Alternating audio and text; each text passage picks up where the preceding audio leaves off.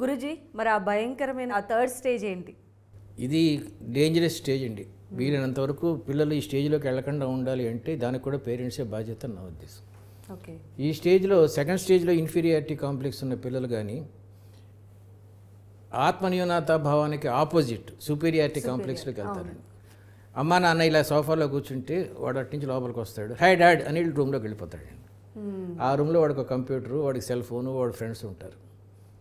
అస్సలు వీళ్ళు ఫ్రెండ్లీగా ఉండరండి. నాన్నతో అయితే అసలు మాట్లాడు, అమ్మతో అవసరం వచ్చినప్పుడే మాట్లాడుతూ ఉంటాడు. ఇది థర్డ్ స్టేజ్ అండి. ఈ థర్డ్ స్టేజ్లో స్నేహితులే గొప్ప. మైకేల్ జాక్సన్ గురించి మా నాన్నకేం తెలుసు, మా ఫ్రెండ్స్కి తెలుసు. విరాట్ కోహ్లీ మన ఎన్ని కొట్టాడు మా ఫాదర్కి ఏం తెలుసు. మా అమ్మ మైకురాలు వంట చేయడం తప్ప ఇంకేం చేయాలి. This is the complex. ఇక్కడే వీళ్ళు ఐడెంటిటీ క్రైసిస్ నుంచి బయటపడటానికి సూడో అచీవ్మెంట్స్ ట్రై చేస్తారండి. అంటే మోటార్ సైకిల్ చేతులు తీసేసి నడిపించడం, బీర్ బాటిల్ ఎత్తి కిందకి దింపకుండా చేతులు పట్టుకోకుండా తాగటం, ఇట్లాంటివన్నీ అచీవ్మెంట్స్ అనుకుంటారు. థర్డ్ స్టేజ్లోకి వచ్చిన పిల్లల్ని వెనక్కి తీసుకురావడం చాలా కష్టం అండి. మాకు వచ్చే కంప్లైంట్స్లో 90% ఇవే. పిల్లలు మా మాట వినరు, చదువుకోరు, ఎప్పుడు ఫ్రెండ్స్. మీకు ఒక అద్భుతమైన ఎగ్జాంపుల్ చెప్తానండి, అసలు మీకు తల తిరిగిపోతుంది ఈ ఎగ్జాంపుల్ చెప్తే. ఒక ఫాదర్ వచ్చాడండి, అమ్మాయిని తీసుకొచ్చాడు. ఆ అమ్మాయి ఏమంటుందంటే, నా ఫ్రెండ్స్ని ఇక్కడ తీసుకొస్తాను, చికెన్ వండి పెట్టమను, అంతవరకు పర్లేదండి. మా ఫ్రెండ్స్ ఇక్కడ మందు కొడతారు నా రూమ్లో, మీకు పర్లేదా, ఒప్పుకోండి అంట. ఫాదర్ అంటాడు, ఏంటమ్మా అసలు నీ బాయ్ ఫ్రెండ్స్ ఏంటి, వాళ్ళు ఇక్కడ రావటం ఏంటి? వాళ్ళు బాయ్ ఫ్రెండ్స్ కాదు నాన్న, friends who are boys. Try to understand that. They are just friends. నువ్వు ఒప్పుకోలేదనుకో, మేమందరం బయట బార్కి వెళ్తాం కదా, దీనికి ఇది బెటర్ కదా. మాకు మతిపోయిందండి, ఏం ఆర్గ్యూ చేయాలి అర్థం కాలేదు. అమ్మ వండి పెట్టాలట, వీళ్ళు మందు కొడుతూ ఉంటారట రూమ్లో. ఇది పరాకాష్ట అండి థర్డ్ స్టేజ్కి. ఈ థర్డ్ స్టేజ్కి రావడానికి కారణాలు కొన్ని ఉన్నాయండి. సో ఆ కారణాలు ఏంటి తెలుసుకోవాలని చాలా ఎక్సైటింగ్. చిన్నప్పుడు లవ్ అండ్ ఎఫెక్షన్ సరిగ్గా చూపించకపోవడం. ఏ తల్లి అయితే పిల్లలు చదువుకుంటున్నప్పుడు టీవీ చూసిందో, నీ ఆనందాన్ని నువ్వు వెతుక్కున్నావు కదా. ఇప్పుడు నీకన్నా నేను 6 ఏళ్ళ చిన్నదాన్ని, అప్పుడు నువ్వు ఉన్న వయసుకి ఇప్పుడు 6 ఏళ్ళగా చిన్నదాన్ని. ఇప్పుడు నా ఆనందాన్ని నేను వెతుక్కుంటున్నాను, నీతో ఎందుకు మాట్లాడాలి నేను, నువ్వు నాకేమి ఇచ్చావని. అలా క్వశ్చనింగ్ అనేది వాళ్ళకి లోపల బిల్డ్ అయిపోయి పైకి కొంతమంది చెప్తారు, కొంతమంది పైకి చెప్పరు.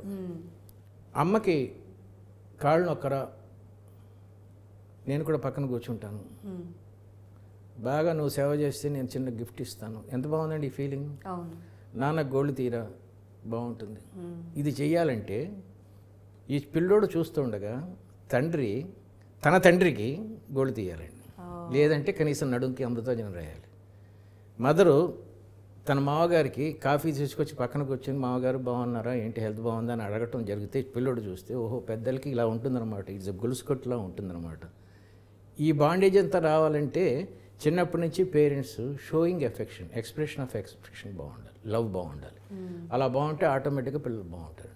నువ్వు ఎప్పుడన్నా సరే నీ ఫాదర్తో దగ్గరగా కూర్చొని, అంటే తాతగారు ఆయన పడుకొని ఉండగా నాన్న అని మాట్లాడావా?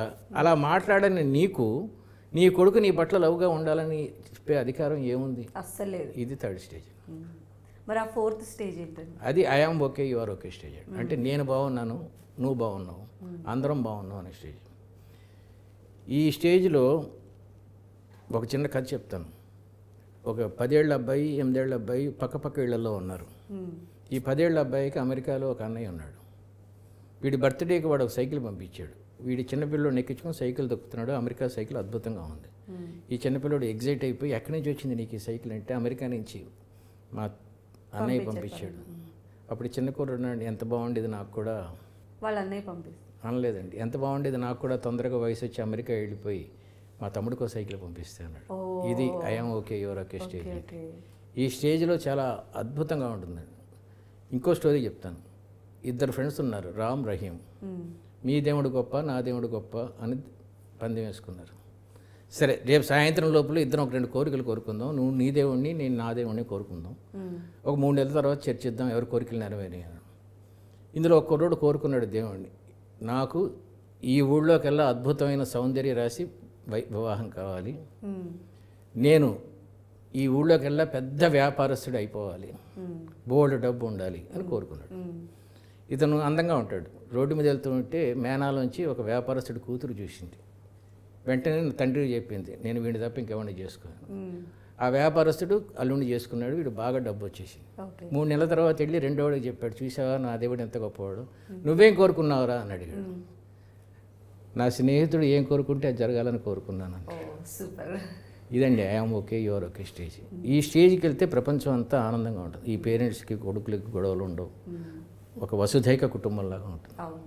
సో చాలా బాగుంది కూడా. అంటే 4th స్టేజ్లో ఉన్నట్లయితే పేరెంట్స్ బాండింగ్, అలానే పిల్లలకి ఉన్నటువంటి బాండింగ్, కానీ ఆ పిల్లలు సొసైటీలోకి వచ్చినప్పుడు ఉండేటువంటి ఇది. ఈ 4th స్టేజ్ కొంతమంది 80 ఏళ్ళు వచ్చినా వెళ్ళరండి, కొంతమంది 40 ఏళ్ళు వచ్చేసరికి వెళ్ళిపోతారు. Okay okay.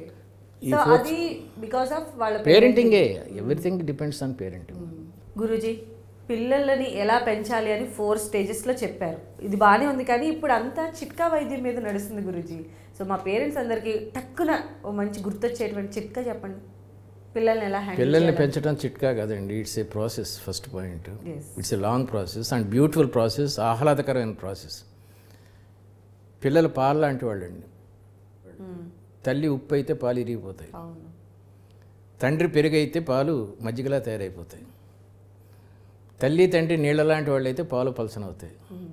పాలని పాలలాగే ఉంటున్నాయండి, శుభ్రంగా పెరుగుతాయి అవి.